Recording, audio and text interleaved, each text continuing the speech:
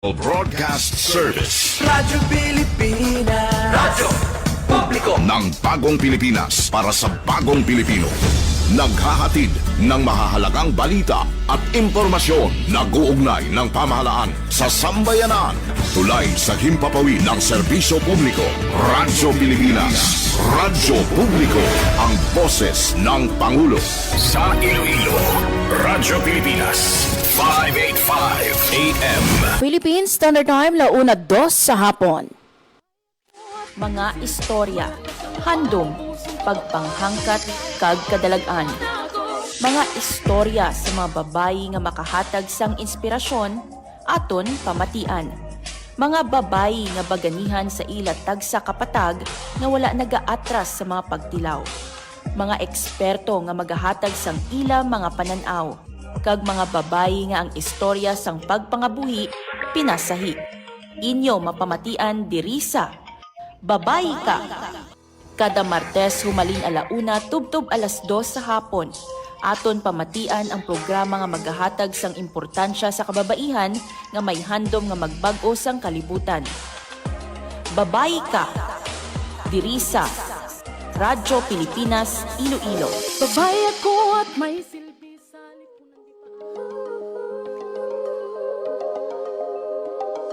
Babae ako at may silbi sa lipunan di pa aapi. Isinusulong ko mga layunin, karapatan sa mga usapin. Sa edukasyon at pagsasanay, kahirap ang kalusugan taglay. Pakikipaglaban sa karahasan, pati sa matungtong galian. Babae ako may panindigan, di matitinag kailan pa man. Babae ako na may karapatan, may boses, may kakayahan. Malakas ang loob, pusong totoo, kayang-kaya ko, sinuwan ako.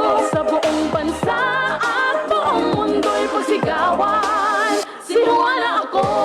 Mayong hapon Pilipinas, mayong hapon Western Visayas, mayong hapon syudad kag probinsya sang Iloilo. Babae ako, kayang pamunuan, magdesisyon. Good afternoon, good afternoon. Isa mga biyan ka maayong hapon sa inyong nga tanan. Iyong ipatutupad. Adlaw kita subong sang Martes, Pebrero 17, tuig 2026.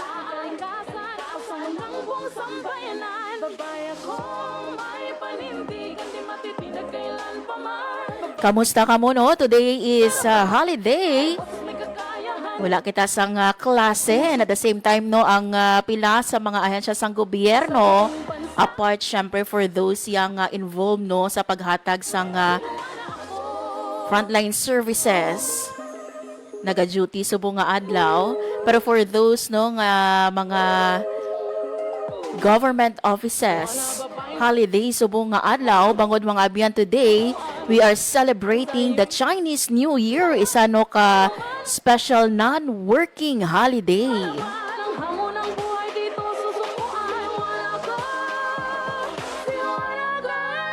I hope no kung diin man kamo subong especially diriya sa aton sa syudad sang Iloilo for those no nga magaupod later on sa mga activities sang aton man nga syudad o kung malagaw dira sa downtown area naton.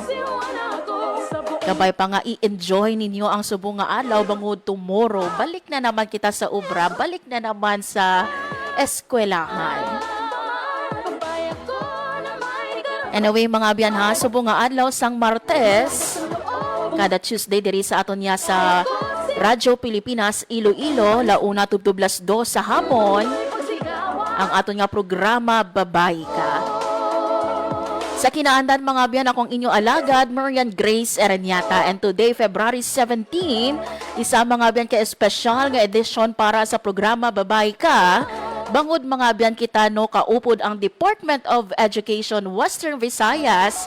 Nag-collaborate mga biyan diri sa programa Babayi Ka.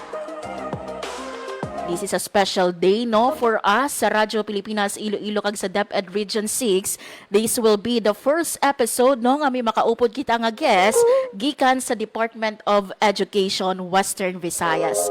I'm so excited mga abyan no bangod nga Last year pa ini no ginaluto ang ini nga kolaborasyon, and finally this year 2026 natuman na gidman. And we would like to say thank you, no? We would like to extend sang amon nga pagpasalamat sa aton man nga Regional Director, full-fledged Regional Director sang DepEd Western Visayas, si RD Cristito Eco, for allowing this collaboration no sa tunga sang Radyo Pilipinas Iloilo and DepEd Region 6. And of course, no, isaman sa mga nagbulig sa ato no parang mangin posible ang ini nga kolaborasyon.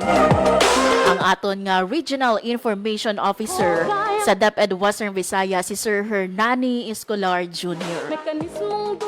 So on behalf no sa amon diri nga station manager, Ma'am Bing Pabiona, we are so excited mga abyan. Unang-una nga edisyon sa nga programa Babay Kakaupod ang DepEd Region 6. Amo ini mga abyan no ang time, ang oras no para nga istoryahan natin ang mga gender and development no nga mga initiatives ang aton man nga DepEd Region 6, and at the same time pamatian no ang istorya sang mga kaupod naton sa DepEd Region 6, teaching or non-teaching personnel nga mga nangin madinalag. On we know mga abyan no sa DepEd Region 6, may ara kita sa mga manunudlo no, even mga students naton nga naga-compete no hindi lang diri sa lokal, hindi lang sa national, but even internationally. And we would like to highlight no sa mga kadalagan sang aton nga mga personnel sa Department of Education. So that's why no kita diri sa Babay kagintingwaan gid naton nga baka umpisa kita sa sininga partnership. Timely gino kay ti subong nga adlaw holiday ang aton nga mga manunudlo, ang mga non-teaching personnel naton nagapahuway-huway. Balaan naton kung ano kasako no ang DepEd, especially we are in the middle sa paghiwat sang aton man nga early registration. So I'm sure masako-sako ini no ang aton nga mga manunudlo. So today, timely lang bangod nga holiday, nagapahuway, kabay pa no nagatutok subong nga hapon. By the way, shout out no sa aton nga mga nagatutok nga taga Department of Education Region 6 subong nga hapon.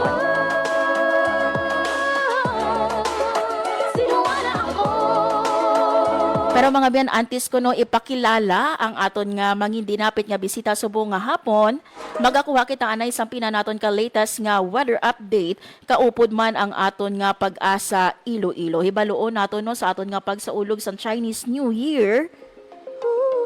I'm sure no sa mga kauturan naton nga magalagaw, ano bala ang lauman naton nga weather subong nga Martes. Hindi pa aapi, isinusulong ko mga layunin, karapatan sa mga usapin, sa edukasyon at pagsasanay, kahirap ang kalusugan taglay, pakikipaglaban sa karahasan.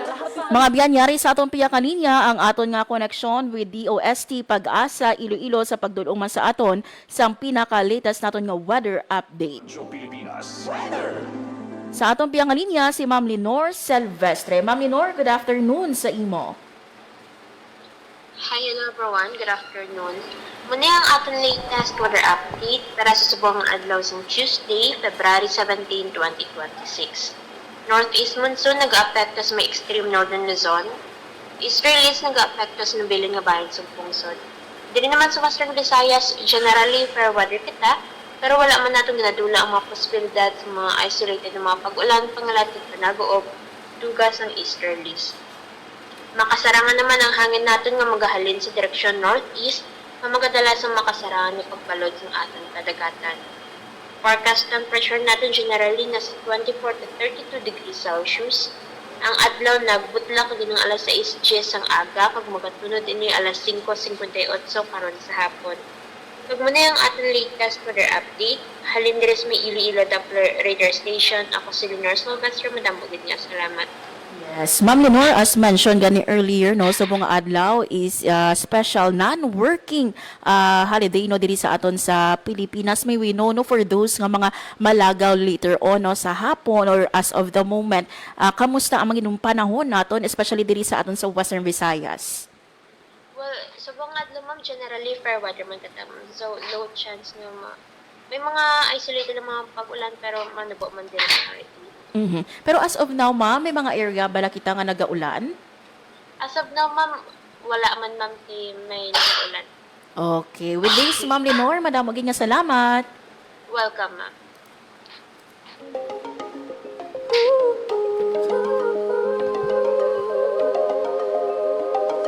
Babae ako at may silbi sa lipunan di pa aapi. Isinusulong ko mga layunin, karapatan sa mga... So there you have it, mga biyan, si Ma'am Lenore Silvestres, ang DOST Pag-asa, Iloilo. Kung sa mga nagliligad, no, nga inadlaw, nagligad nga semana, nabatyagan naton ang epekto, no, sang shear line, nagdala no sang pag-ulan-ulan diri sa aton sa Western Visayas. But according sa aton nga Pag-asa, this week, mga biyan, or particularly subong, no, nga Martes, generally fair weather kita. So pwede gid no maka-enjoy, pero don't forget magdala sang inyo nga payong.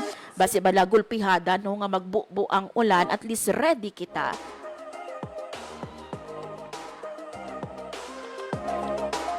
Philippine Standard Time, launa 12 sa hapon, mga biyan sa aton nga pagbalik. Ari na makaupo na naton ang aton nga espesyal nga bisita sa pagpangalagad sa programa Babay Ka. Sa aton nga pagpartner sa Department of Education Western Visayas, pambungad gid mga biyan, no, hibaloon naton ang pilano sa mga God initiative sang aton man nga Department of Education. Kumbaga, kung sa daga DepEd, kung may nakahibalo sang tanan-tanano nga mga God initiative, siya gid ini ang point person naton. Makaupo naton mga biyan sa aton nga pagbalik ang aton nga Education Program Supervisor, ang aton nga God Focus sa Department of Education, si Dr. Joven Madera. Baluon naton mga biyan, no, ano ba lang nga mga God initiative ang gina-implement not only dira no sa regional office but sa tanan naton nga mga buluthuan. Paano gina-make sure no nga tiing ini nga mga inisyatibo ginapatuman gid sa mga buluthuan. Kag syempre no, paano naton mapasiguro nga ti ang kinamatarong sa mga babayi o kung mga lalaki man naton nga personnel dira sa Department of Education ginarespeto. So bantayan mga biyan sa aton nga pagbalik, makaupo na naton live via Zoom ang aton nga bisita, si Dr. Joven Madera. Mga biyan, magabalik ang programa Babay Ka. Time to celebrate kulturang Pinoy. Tradisyon, musika, sining, literatura at iba pa. Anything and everything fun and Filipino. Ito ang Pinoy Kultura. Kung pagandahan lang ng arkitektura, ang Pilipinas ay hindi magpapahuli sa ibang bansa. Patunay dito ang San Carlos Seminary, Rizal Theater, Capitol Theater, Manila Jockey Club, ang University of the Philippines Library and Administration Building at ang Rizal Shrine. Ito ang mga likha ni Juan Felipe de Jesus Nakpil, ang tinaguriang Dean of Filipino Architects. Si Juan Nakpil ay nag-aral at nabigyan ng Bachelor's Degree in Mechanical Engineering sa Estados Unidos. Siya at ilan pang iba ang nagtaguyod ng Philippine College of Design in 1941, which unfortunately did not survive the Second World War. In 1973, Juan Felipe de Jesus Nakpil was named National Artist for Architecture. When he died in 1986, he was given a state funeral and was buried at the libingan ng mga bayani. Yan ang Pinoy Kultura because our culture is cool. To know more about their life, work, and contributions, visit the National Commission for Culture and the Arts at ncca.gov.ph. Game, 1, 2, and... Paatuhon, balikat ulo, kita kwetan, may wangat sus. Huwag mong titigan ang hindi sa'yo at maging disenteng tao. Pare, ang catcalling ay isang uri ng sexual harassment. Di biro ang sexual harassment at di nakakamacho ang pang-aabuso. Isang paalala mula sa Philippine Commission on Women at ng himpilang ito. Time to celebrate kulturang Pinoy. Tradisyon, musika, sining, literatura at iba pa. Anything and everything fun and Filipino. Ito ang Pinoy Kultura. Naalala ko, nung bata pa ako na namamasyal kami sa Fort Santiago sa Intramuros. Ito ay ginawa noong 1571 bilang kuta o fortress ng Spanish governor na si Miguel Lopez de Legazpi. Isa ito sa mga napaka-importanting historical sites sa Maynila. Marami ang nagbuwis ng buhay dito noong kapanahunan ng mga Kastila at noong World War II nang ginamit ito ng mga Hapon bilang kulungan ng mga Pilipino at Amerikanong kanilang nahuli. Ang ating national hero na si Jose Rizal ay nakulong din sa Fort Santiago bago siya naging martir sa Bagong Bayan. Ang Fort Santiago ay sinimulang i-restore noong 1953 pagkatapos nitong magtamo ng pagkasira noong Second World War. Ang Fort Santiago ay kawasa bato na galing sa bulkan na tinipag sa present-day Guadalupe Viejo sa Makati. Ngayon, ito ay naglalaman ng iba't ibang memorabilia ni Jose Rizal at isang napakagandang pasyalan ng buong pamilya. Tara na at ating dalawin! Yan ang Pinoy Kultura because our culture is cool. Time to celebrate kulturang Pinoy. Tradisyon, musika, sining, literatura at iba pa. Anything and everything fun and Filipino. Ito ang Pinoy Kultura. Kilala mo ba ang The Rockefellers? Ang pinakaunang Pinoy musical act to land a spot in a prestigious US music chart. The Rockefellers is composed of 4 brothers, Antonio, Junior, Eddie, and Albert, and their father, their pops, Moro Maligmat. Pasok sa number 16 ng Billboard Hot 100 ang kanilang kantang Killer Joe. That was in 1963. Halos 5 dekada pa ang lilipas for a solo Filipino act to surpass this feat. This is when Charis Pempenco's self-titled album debuted at number 8 on Billboard's Top 200 albums. Yan ang Pinoy Kultura because our culture is cool. Philippine Standard Time, 1:18 sa hapon. Sa gihapon mga abyan, nagapamati ka mo sa programa, Babay Ka. Radyo Pilipinas. Radyo Publiko.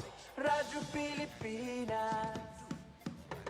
Mga abyan, as mentioned earlier, no, subong February 17 is another milestone no, for us diri sa Radyo Pilipinas Iloilo kag syempre sa aton mga Department of Education bangod kita no ang DepEd kag Radyo Pilipinas Iloilo nagperma sang isa ka Memorandum of Agreement kung sa diin tinutuyo sang siniman nga MOA mapasangkad pa no ang Gender and Development o kon GAD initiative sang duha ka opisina. And subong mga abyan nga aton nga pilot episode sa diin ang aton nga mangina bisita gikan mismo sa DepEd Region 6. I believe no ready na kagyara na sa aton nga Zoom ang aton nga bisita mga abyan subong Martes ang aton nga Education Program Supervisor and at the same time ang aton nga GAD Focal Person sa DepEd Region 6, si Dr. Joven Madera. Hello Doc, maayong hapon sa imo and welcome sa Radyo Pilipinas Iloilo. Maayong hapon sa aton na tanan and labi na gid sa aton nga mga pinalangga nga mga kababaihan nga nagapadayon nagaamot sang ilang kusog, kaalam kag inspirasyon sa aton komunidad. Maayong hapon man Radyo Pilipinas. Yes. First of all, Doc, no, we would like to say thank you for saying yes no nga makaupod ka namon diri sa Radyo Pilipinas Iloilo. Sige, Doc Joven, ano na bala ikaw no kadugay nga nangina GAD focal person man or personnel sang aton nga Department of Education Region 6?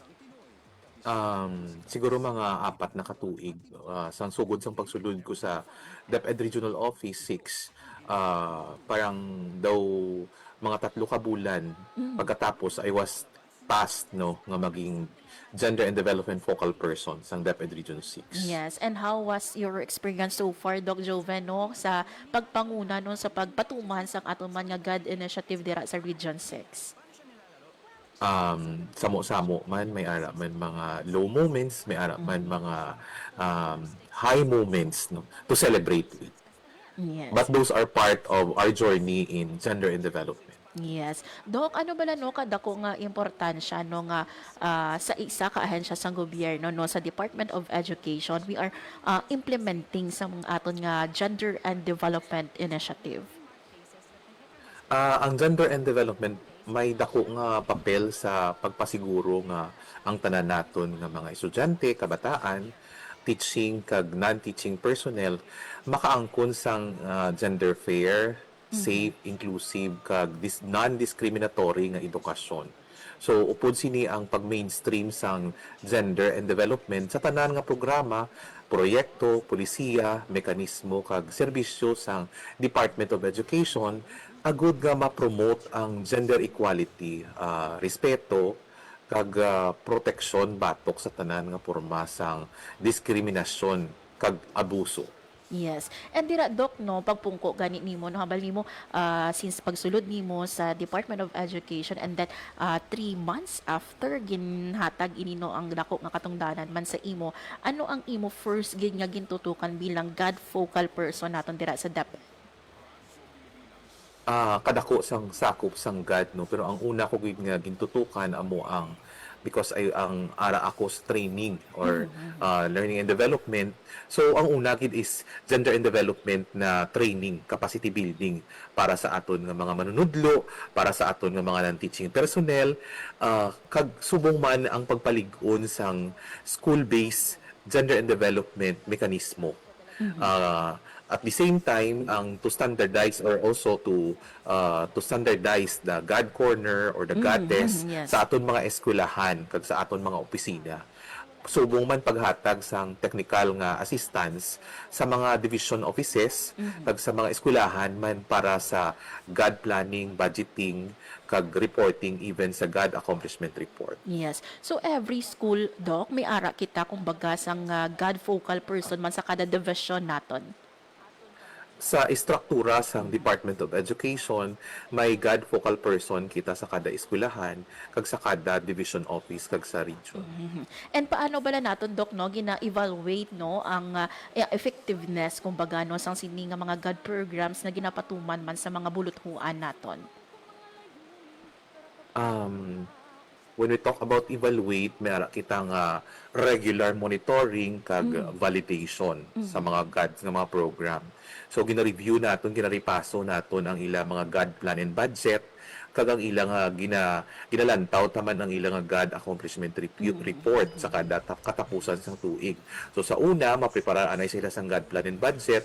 Pagtapos ng tuig, ang God accomplishment report nila. So gina-review na naton kung nagasibo bala ang ilang God accomplishment report sa ilang God plan and budget. Subong man, ang inalantaw man nato no, ang school safety, ang child protection, Yes. kag even ang well-being sa aton mga kabataan, even the assessment no.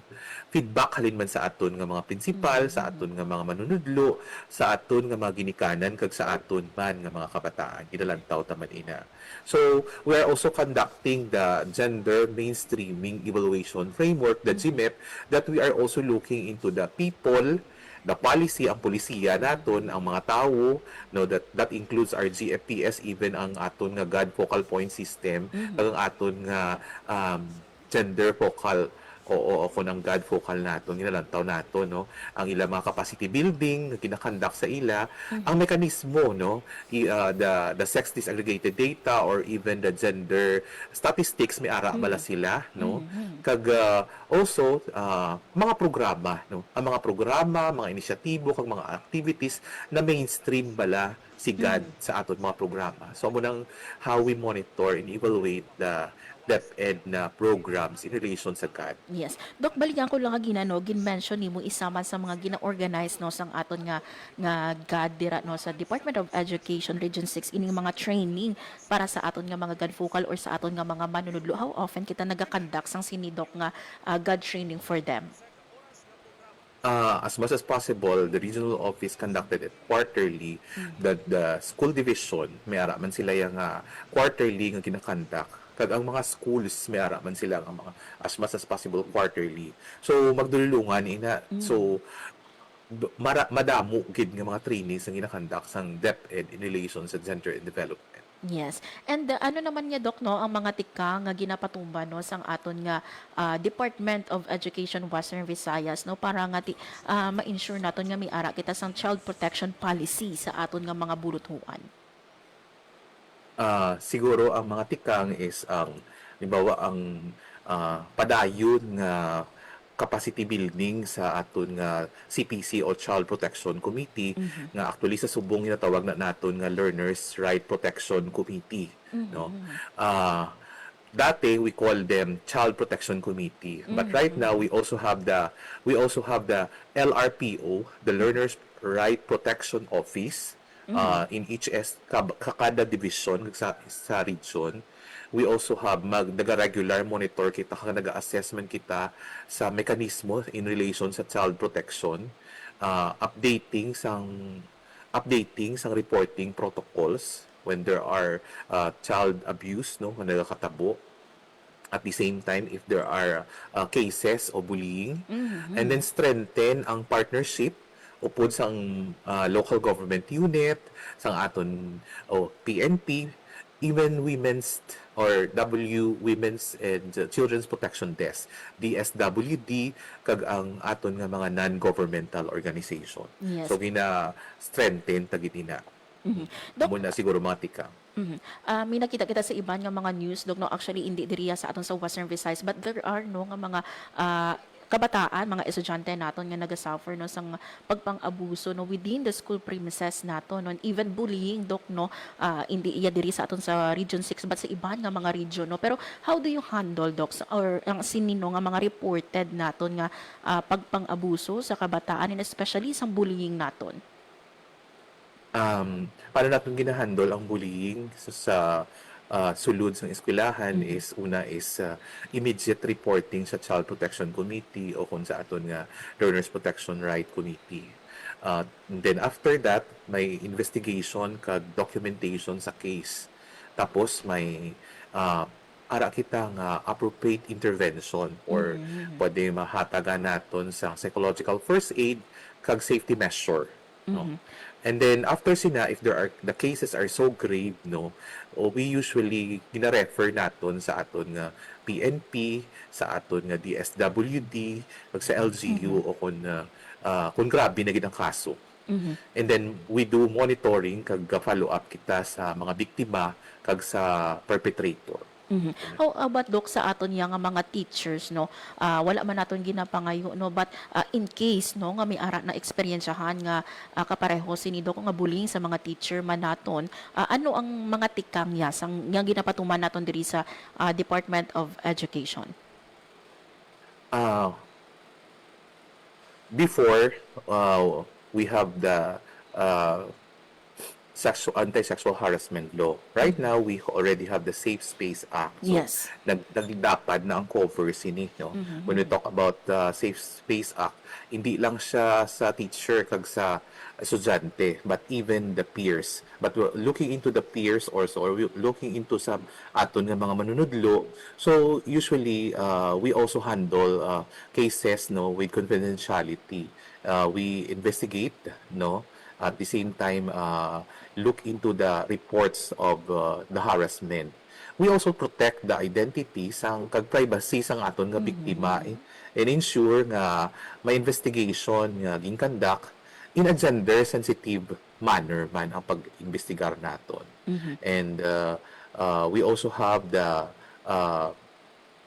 if it happen into the school, no, ang principal is also liable, no? And so he has to make actions also on the reported gender-based sexual harassment or gender-based violence. And we have also to safeguard, no, the offender if it is minor, and at the same time we also have to refer the case, no.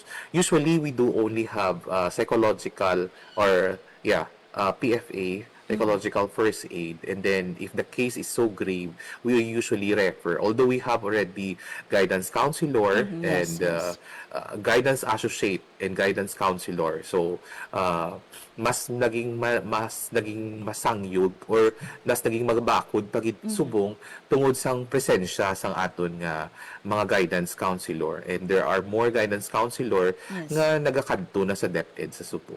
Because of this expansion sang guidance counselors. Diri bala, Dok, sa ato, no, sa Region 6, dira sa imo opisina, no, madamo bala sa mga kaangay sini, Dok, nga ginapalabot nga mga reklamo man sa imo? Asa so far sa subong hindi amo na akadamo, do wala kaya may cases. Usually, ang mga cases, I think we have only a few cases of online bullying. But the rest, in terms of other cases such as sexual abuse, wala gid sa mga cases nga lodged sa DepEd Region 6. And ano naman niya, Doc, no? Pag-abot sa mga mental health programs, no, we know, no, nga ang kabataan naton and even mga manunudlo naton kung kaisa, Doc, no, hindi man manigar, no, nga may gina-experiensya, ini sila nga kabudlay man, no? But pag-abot, Doc, sa mental health programs, ang aton nga DepEd, ano bala ang ginaubra or ano ang mga programa naton intended for our students and intended man sa aton nga mga teaching and non-teaching personnel? Regarding about mental health program, sang DepEd, actually, ang programa nga ini sa Education Support Services Division. No? Ang DepEd, may ara kita sang school health or school mental health program. May ara kita sang psychosocial support services. May ara kita sang psychological first aid or PFA training. Training for our teachers or guidance designate, even in our school leaders. No? Mayroon kita nga session man nga stress management session, mayroon man kita sang referral system para sa mga professionals, no, or professional health. If we really wanted to seek professional help, so Yes. referral system kita. Ginabuligan ng estudyante pinaagi sa counseling session, mayroon kita nga peer support program, nga kada pwede ang ila nga mga kaugalingon ng mga classmate makasupport sa ila kaugalingon nila kag kababata nila. May ara makita sang safe learning spaces kag as what I have mentioned, naga-collaborate man kita upod sa aton nga local government unit, even sa Department of Health kag sa mga health offices. Amoy na siya. So in the region, we also have we have the Katatagan, no, and we also have the mental health program in relation to the non-teaching personnel and to the regional office personnel.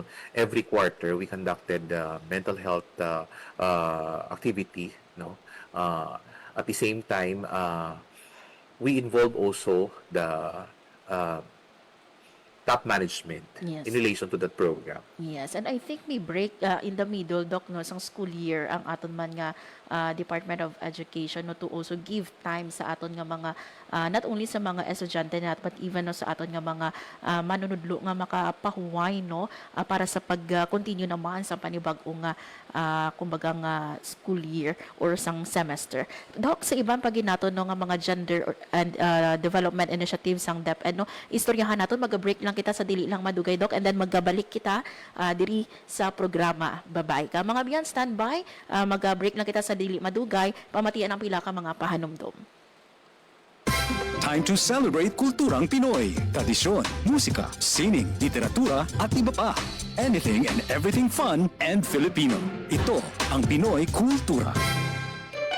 If there's anything that could describe the Filipino, it's that he loves to eat, which may not be exclusive to the race, but is especially unique because of his ingenuity and creativity when it comes to making food that's not only delicious but affordable. Ika nga, swak sa bulsa at panlasa. And in the case of street food, adventurous. Street food in the Philippines has especially become a fast-growing industry. The more popular ones, ang pinakamabenta, are known to its consumers by their unusual names, tulad ng Adidas, Walkman at Betamax. Sigurado akong na-experience na ng panlasa mo ang paan ng manok, tenga ng baboy, and clotted pig or chicken blood na para bang maliliit na blood cakes, named after what movies used to be watched on, or ang Betamax. Nikay de Guzman and Esquire says in the 50s, livestock was plentiful. Street food sold were the more expensive cuts, chicken or pork barbecue. But when the economic crisis hit in the 70s, Pinoys looked to the parts that normally get thrown out, like intestines and innards. These suddenly became valuable and reinforced the Filipino practice, walang tapon, walang sayang, that in turn turn brought out the isaw, a word that came from sausawan, where you dip the isaw.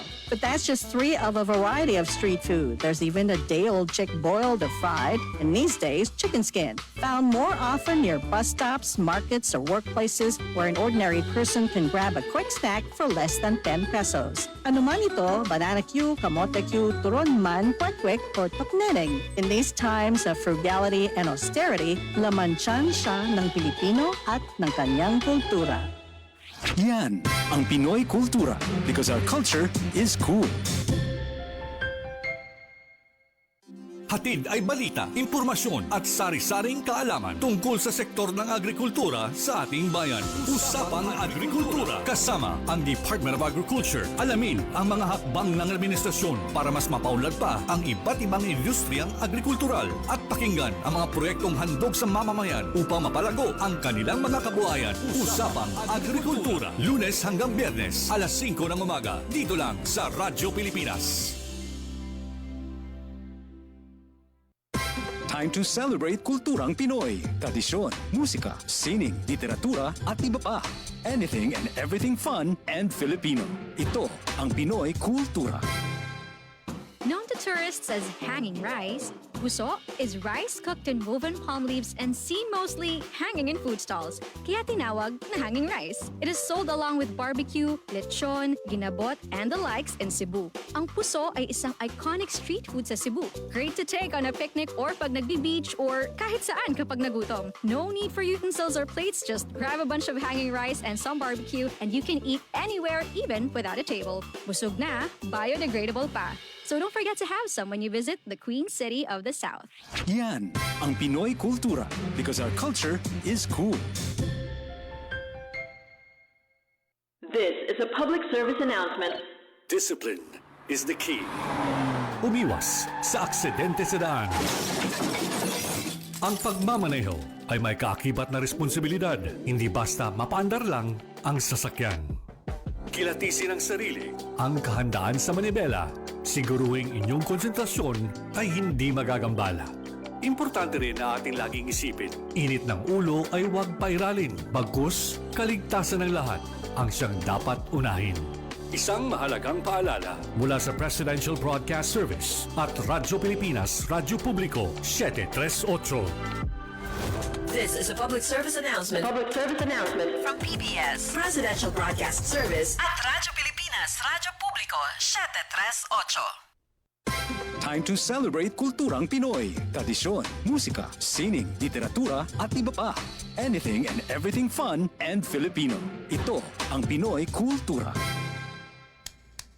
Alam mo ba kung ano ang mambabatok?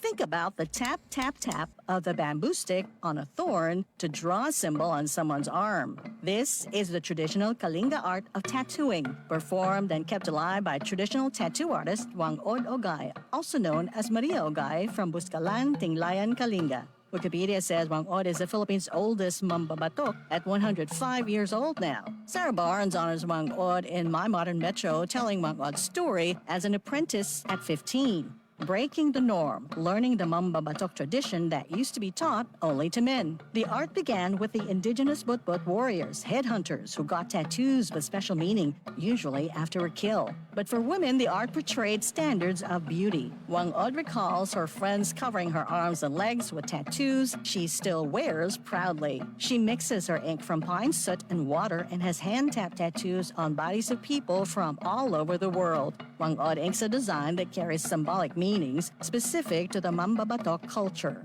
Thousands come to make the long journey to get inked by Wangod. Discovery Channel featured her and her art in 2007 on Tattoo Hunter, bringing Kalinga art to a global audience. The National Commission for Culture and the Arts honored her with the prestigious Dangal ng Haraya Award in 2018. She was also nominated for the National Living Treasures Award. Yan ang Pinoy kultura because our culture is cool.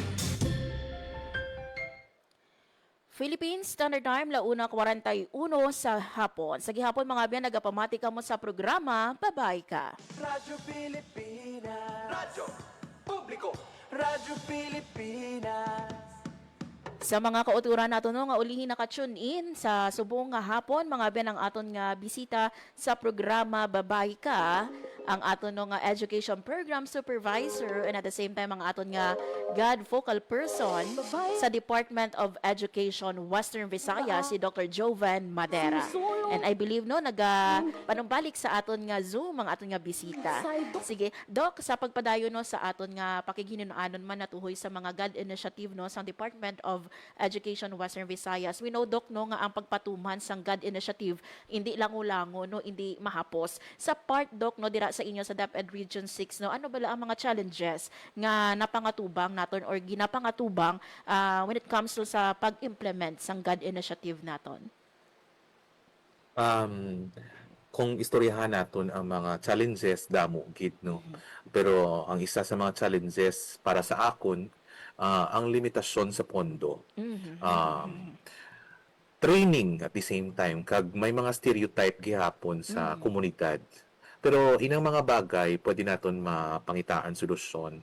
Ang kakulangan kag mapataas ang pag-intindi sa gender and development.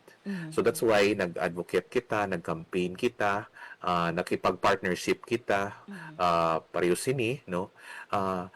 Para sa Batman, no, at the same time low cost nga kaor gamay nga mahatag nga kwarta nga relasyon nga maangot naton sa training sa capacity building sa mga gender and development.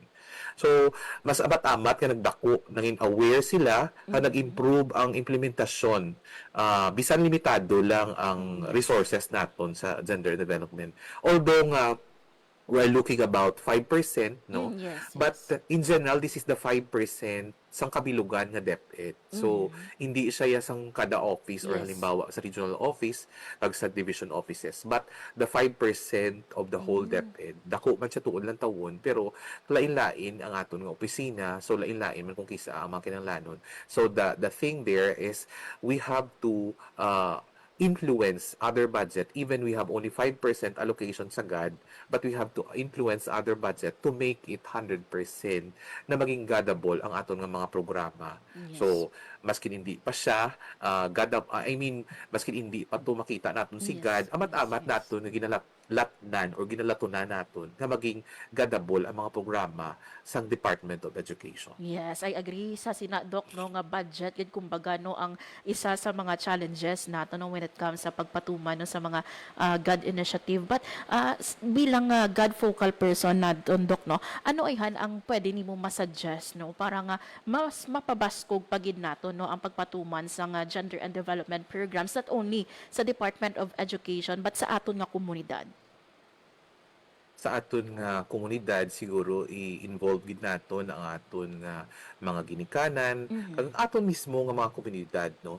Hindi lang pwede nga ang eskwelahan lang ang naga-implementar sa mga programa nga ini, kundi dapat mapalapad naton ang partisipasyon sang aton nga mga aton komunidad.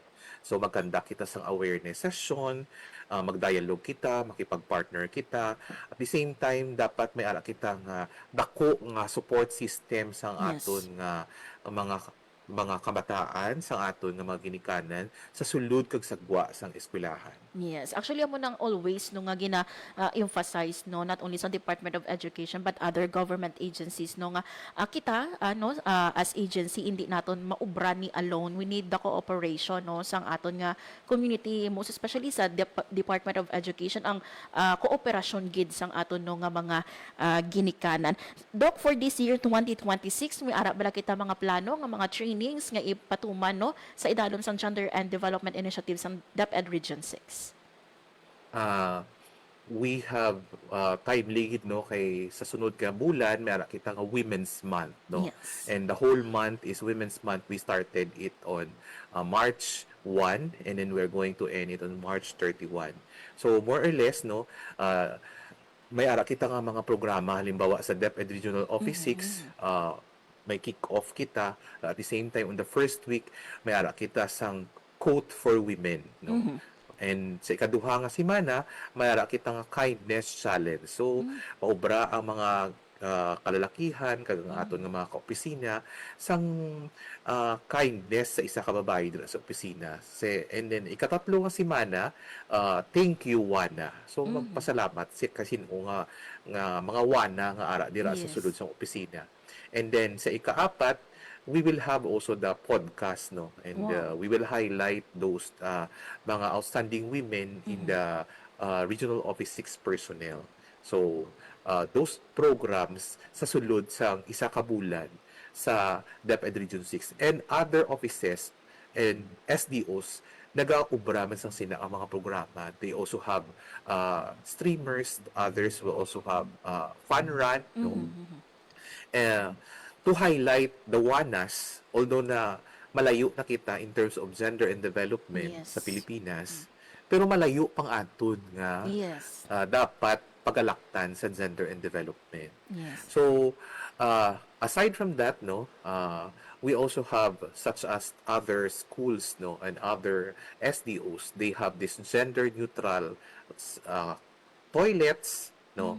They also have this gender mainstreaming of gender and development, particularly in the curriculum. So instead nga the languages that they are using, instead na chairperson or chairman, chairperson na, no? Fisherman, fisher folks na. So there are already transition, even the use of the colors and the materials. So aware na ina sila, no, sa kadaan naton eskwelahan, ginamat-amat na naton subo lantaw ang curriculum materials and the LR materials also. And we also partake during the Bausi celebration every November to December. And ang kada eskwelahan may mga kaugalingon man sila nga mga aktibidades, no? Even there are also SDOs who take initiative during that Pride Month activity. So these are some of the programs, no, that we handle in the gender and development. Medyo dako siya, no, because kulatawon mo, that includes even the Safe Space Act, that includes also even the mental health program, the wellness program.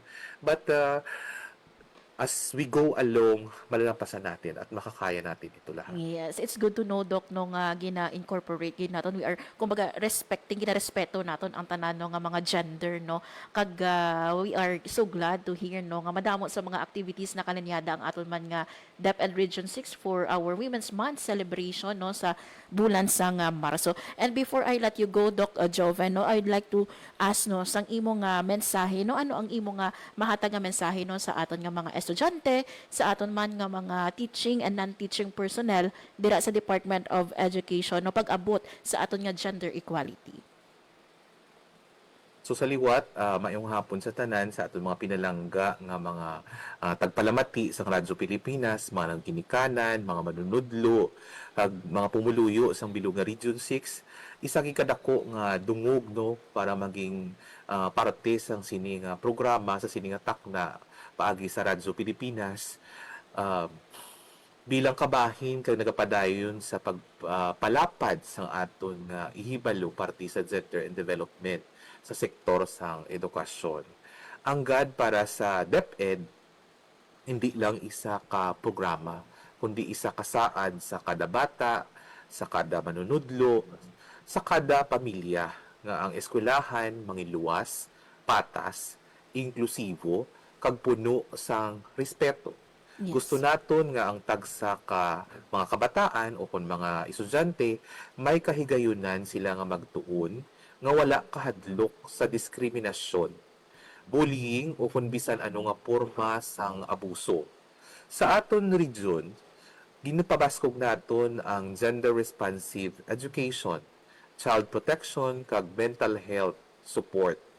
Ginasiguro naton nga may aktibo kita nga Child Protection Committee, Learners Protection Committee, ang mga eskwelahan nga may klaro nga reporting nga mekanismo para sa kaso sang bullying o sexual harassment, kag mayara kita sang counseling kag psychosocial support para sa aton mga kabataan nga naagyan sang kabudlayan emosyonal. Kabalo kita nga hindi ini naton mahimo sa DepEd lamang. So, kinahanglan naton ang support sa aton komunidad, as you have mentioned, sa aton ginikanan, sang lokal nga panguluhan, kag even sa aton mga partner, pareho ni sang Radyo Pilipinas, agud mapalig-on ang aton nga proteksyon kag kaayuhan sang aton mga kabataan. So kung hindi kita magbinuligay, mas mangin mabaskog ang aton tindog. Kung kita tanan magbinuligay, mas mabaskog ang aton nga tindog batok sa diskriminasyon, batok sa kaharasan, no? Sa katapusan, ginapanawagan ko nga ang tagsa sa aton mangin mapinalanggaon, mapinadayunon kag responsable sa pag-atipan sang aton mga kabataan. Ang pagpatuman sang gender and development hindi lang responsibilidad sang DepEd Region 6 nga opisina. Ini isa ka katungdanan sang bug-os nga komunidad. So sa liwat, madamo nga salamat sa Radyo Pilipinas, madamo man nga salamat sa kay Regional Director Cristito Eco, kag sa amon Assistant Regional Director. Sa sini nga higayon, kag madamo kid nga salamat sa inyo nga nagapamati, no? Nga nagapadayon kita nga magbiniligay para sa edukasyon nga patas, luwas, kag may dignidad para sa tanan. So, maayong hapon sa inyong tanan. Yes, with this, Doc Jovan, kami once again no diri sa Radyo Pilipinas Iloilo no nagapasalamat gid sa time and information nga ginhatag mo diri sa amon sa Radyo Pilipinas mi ara sa mga inisyatibo no ang aton nga Department of Education nga hindi pa wala pa na hibaluan no sang aton nga publiko, but with this no nga guesting mo sa amon, madamo gid nga salamat sa pagpalabot ini sang mga impormasyon sa aton man nga mga tagpalamati. Madamo nga salamat, Doc, and maayong hapon sa imo. Thank you, and God bless. God bless you, Doc. There you have it, mga biyan, si Dr. Jovan Madera, ang aton nga Education Program Supervisor, kag ang aton nga God Focal Person sa Department of Education Western Visayas. Mga biyan, luyag ko i-highlight no, isa sa mga nanamian ko nga ginhambal kaina ni Doc Jovan, no, ining hambal niya nga ang God, ang Gender and Development, hindi lang isa ka programa, kundi isa ini mga biyan kasaad para nga ma-ensure no ang patas, ang luwas kag inklusibo nga mga programa no nga ginapatuman para sa aton nga mga estudyante kag para man sa aton nga mga teaching and non-teaching personnel dira sa Department of Education. Nagluyag ko man i-emphasize no ang ginhambal ni Doc Jovan kaina, ang aton mga abyan no nga pagpatuman sang God, hindi lang responsibilidad sang Department of Education. We need the cooperation sang aton nga mga ginikanan kag sa aton no nga bugos nga komunidad. So once again no kay Doc Jovan, madamo gid nga salamat. Kag thank you man kay RD Cristito Eco sang Department of Education Western Visayas, sa aton nga ARD kag syempre kay Sir Hernani, madamo gid nga salamat. Maayong hapon sa aton nga mga kulturan, especially nun mga naglantaw sa aton nga Facebook Live. Maayong hapon kay Sir Raymond Salero Porras. Maayong hapon man kay Ma'am Tintin Duron. Maayong hapon man kay Ma'am Noren Eseo, watching from Arevalo District. Maayong hapon kay Ma'am Kimberly Apolinario, kay Ma'am Jetlyn De La Torre, kay Ma'am Amalia Abarrentos, kay Ma'am Immaculada Amores, Jen Salazar Bailon, Anthony Macaya, Ma'am Susan Severino, kag syempre sa mga nagalantaw dira sa Maindang National High School, Schools Division Office of Capiz. Shout out sa akon nga mga pamilya dira sa Maindang, sa Capiz, mga Barnuevo family. Mayong hapon kay Tita Inday Luz Melocoton. Kag syempre sa tanan naton nga mga schools division offices all over Western Visayas, sa Aklan, Antique, Capiz, Guimaras, Rojas City, Iloilo Province, Iloilo City.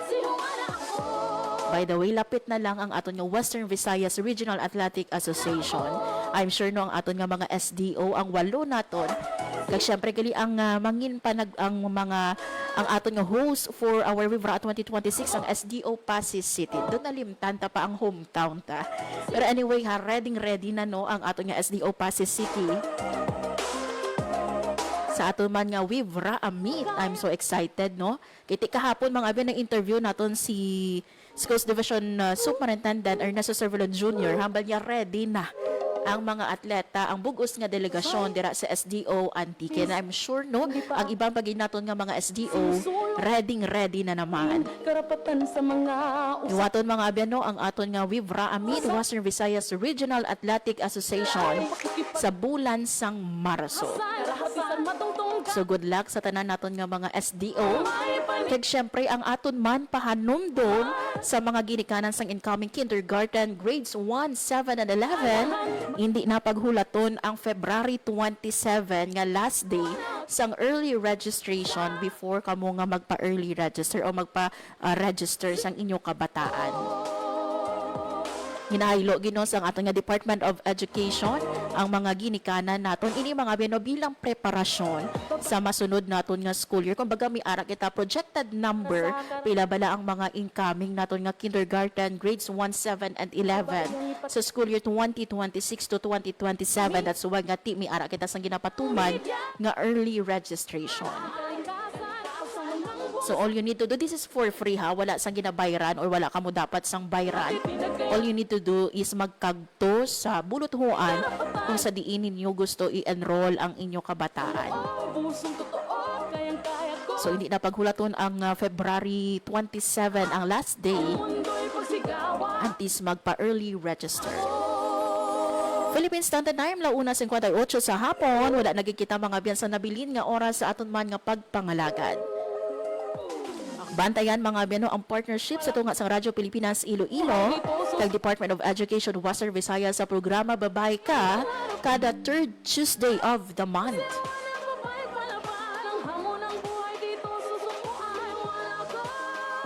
So ang ato no nga next schedule will be on March 17.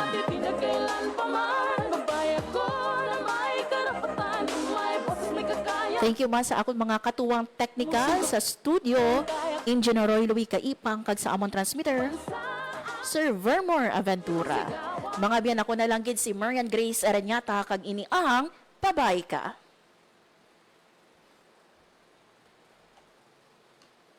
Ang inyong tulay sa himpapawid ng serbisyo publiko. Ang Presidential Broadcast Service, Radyo Pilipinas, Radyo Publiko.